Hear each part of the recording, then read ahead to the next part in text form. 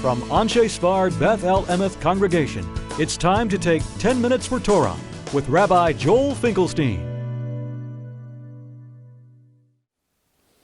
Welcome to our discussion of what kind of person are you?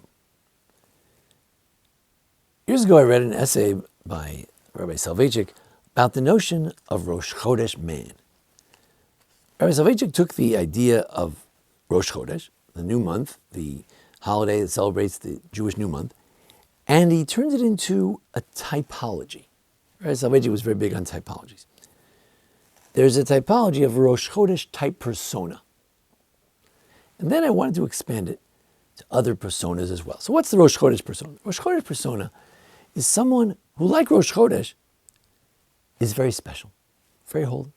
Rosh Chodesh, after all, there are only 12 Rosh Chodesh in the whole year, 365 days, 355 days, but only 12 days, maybe 24, maybe 20 days are Rosh Chodesh. And in that sense, they're special holy days.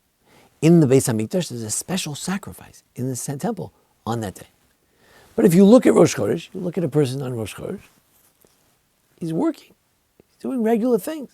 Maybe he has a special meal, but he really looks like everybody else.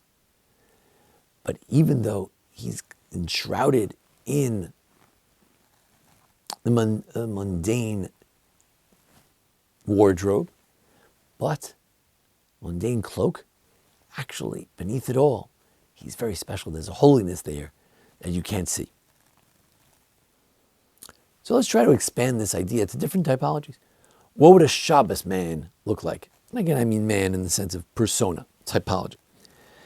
The Shabbat man would be someone who lives for relaxing. Who lives, as Rabbi Soloveitchik said, to ponder the heavens, to look up at the sky and say, wow, it's a great universe out there. It's a person who lives to just rejoice with his family, kick up his shoes and say, wow, thank God I have this family, I've got folks, my friends, thank God. What would Sukkot man look like? Sukkot man is someone who loves to rejoice, loves to party, but not just to party in a college sense of the word, but rather to have a party lifnei Hashem, to rejoice with God, to rejoice with all the things it is, not just to relax and say, oh, it's nice, but rather to rejoice and say, wow, I'm so happy, I want to dance about all the joy and all the wonderful things that God has given me. Or maybe Sukkot man is a man of nature who loves to ponder the wonders of the Ranu Kol Hatzeyar. He hears the song in the birds and the bees and the grasshoppers and the crickets and the grass and the trees. That's the Sukkot man, Sukkot persona, Sukkot woman. Yom Kippur and Rosh Hashanah, you could split them. One could say Rosh Hashanah. It's more about someone who's listening. He hears the call of God. He hasn't decided what he's doing yet, but he hears the call of God. Yom Kippur is a person who's worried about forgiveness. Or maybe flip it around. Maybe Yom Kippur is the sense that, you know what? Even though I've done some things wrong, God forgives me. That sense that, I'm okay. People like that, they're not really such perfect people, such amazing people, but they feel like, God forgive me. My mother always forgave me. My father always forgave me. God will forgive me. Maybe that's the Yom Kippur persona. There's the Pesach persona, the one who loves family, who it's all about continuity and sharing, teaching the children, and education. It's all about that. Shavuos, it's all about getting the Torah, learning the Torah. Simchas Torah Jew, it just is excited about the idea of Torah. It's not about learning. Shavuos maybe a bit more about learning. Simchas Torah, even the simplest Jew is so happy because we have a Torah. You're just so excited. And then there's an Ne'ilah Jew. What's an Ne'ilah Jew? Ne'ilah Jew says, this year I'm going to be so good. Tomorrow I'm going to be so good. But right now, and the truth is, tomorrow is the same as last year. Next Ne'ilah will be the same as the Ne'ilah before. There's an Ne'ilah Jew. And we hope that we're not Ne'ilah Jews. We hope that we're not just Jews who make great promises and we have great horizons at Ne'ilah. We hope we continue through Shabbat, the following Shabbos. Sukkot. Sukkot is coming. Sukkot Torah, Shmini Atzeres. Shmini Atzeres is like Rosh Chodesh. It's a hidden holiday. You get there, it's hard to know what's it all about. It's just plain rejoicing, not over anything particular. The question is, what kind of person are you? Are you a Shabbos Jew? Are you a Sukkot Jew?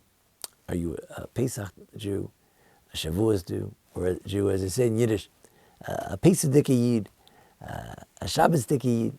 What are you? What was bist du? What exactly are you? Which holiday is tuned into who you are?